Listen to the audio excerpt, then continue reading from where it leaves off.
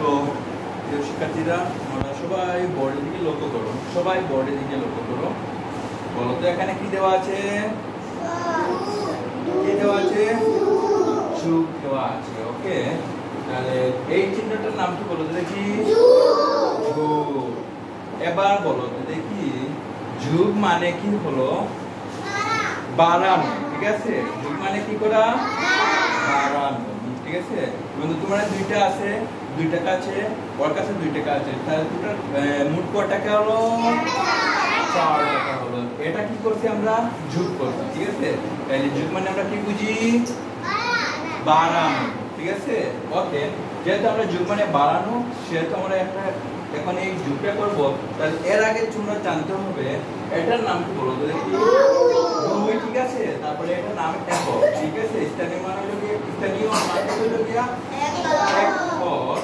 এটার নাম কি? দশক। এটার নাম কি? শতক। হ্যাঁ, তাহলে আমরা এই এককের সাথে নিচের যে একটাকে সেটি গুণ করব, যোগ করব। কি করব? যোগ করব। হ্যাঁ, তারপরে যদি দশকের সাথে যদি নিচে কোনো দশক থাকে, তাহলে এই দশকটা কি করব? আমরা যোগ করব।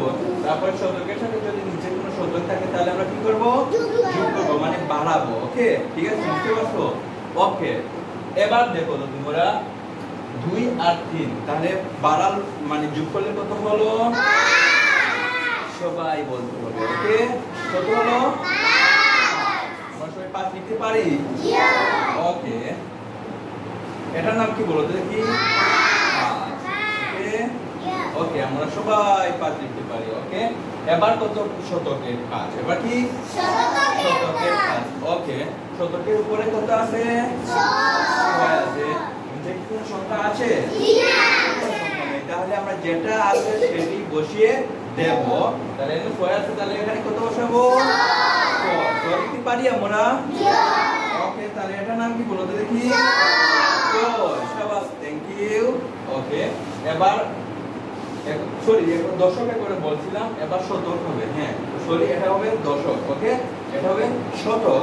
তাহলে শতকে নিচে আর কি কোনো শতক আছে?